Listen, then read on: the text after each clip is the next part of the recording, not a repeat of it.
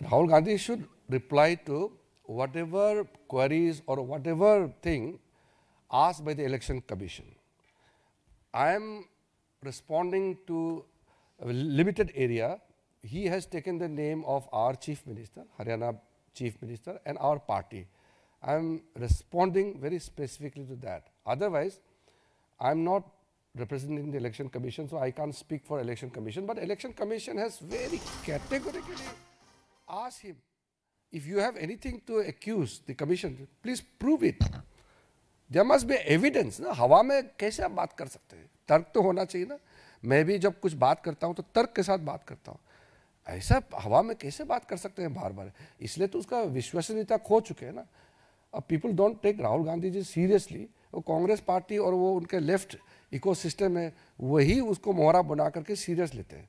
देश के लोग उसको बहुत ज़्यादा सीरियस नहीं ले रहे हैं. आप उनका अपना खुद का गलती है. आखिरी सवाल आप कुछ पूछना चाहेंगे?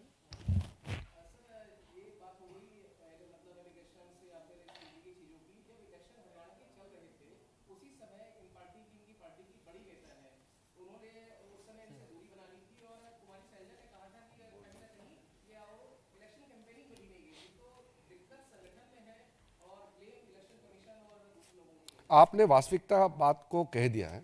वो मैंने भी इसका जिक्र किया कि हरियाणा में तो उनके बड़े बड़े नेता सभी ने कहा कि कांग्रेस का अपना कमजोरी, अंदरूनी मामले, उनके ज़मीनी पर काम नहीं होना, उसके वजह से हारे हैं.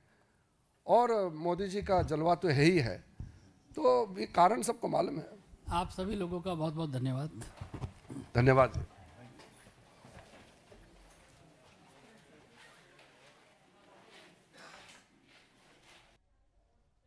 तो किरण रिजिजू को आप सुन रहे थे, जहां पर उनकी ओर से राहुल गांधी की जो पीसी हुई है उस पर निशाना साधा गया और उनकी ओर से कहा गया कि राहुल गांधी देश विरोधी ताकतों के साथ है, देश को बदनाम करने का षड्यंत्र वो रच रहे हैं.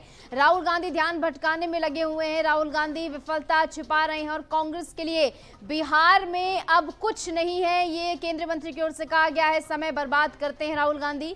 एग्जिट पोल के बाद चुनाव के नतीजे बदलते हैं, ये बात भी उनकी ओर से कही गई है. लोकतंत्र में हार जीत स्वीकारनी पड़ती है और देश को बदनाम करने का षड्यंत्र राहुल गांधी रच रहे हैं. केंद्रीय मंत्री की ओर से राहुल गांधी पर निशाना साधा गया है. तो इस बार मोर्चा किरण रिजिजू ने संभाला, जहां पर बाकायदा प्रेस कॉन्फ्रेंस कर राहुल गांधी पर निशाना साधते हुए नजर आए, क्योंकि राहुल गांधी ने आज जिस तरीके से प्रेजेंटेशन दिया पूरा, आज भी तमाम जिन्हें वो तथ्य कह रहे थे वो पेश उन्होंने किए हैं कि किस तरीके से ब्लड फोटोज के साथ और इसी के साथ साथ ज्ञानेश कुमार यानी कि ईसीआई पर भी निशाना साधते हुए नजर आए. और सीधे तौर पर उनका निशाना जो था इलेक्शन कमीशन पर था और इसी को लेकर किरण रिजिजू ने यहाँ पर पलटवार किया. उनकी ओर से कहा गया कि कोई तर्क राहुल गांधी की बातों में नहीं है, बेतर्क बातें वो करते हैं और देश विरोधी ताकतों के साथ राहुल गांधी काम कर रहे हैं, ये बात उनकी ओर से कही गई. देश को बदनाम करने का षड्यंत्र वो रचते आए हैं और अभी भी वो यही षड्यंत्र रचने में लगे हुए हैं. और बिहार चुनाव के मद्देनजर भी उनकी ओर से ये बयान दिया गया कि बिहार में राहुल गांधी के लिए अब कुछ भी नहीं है.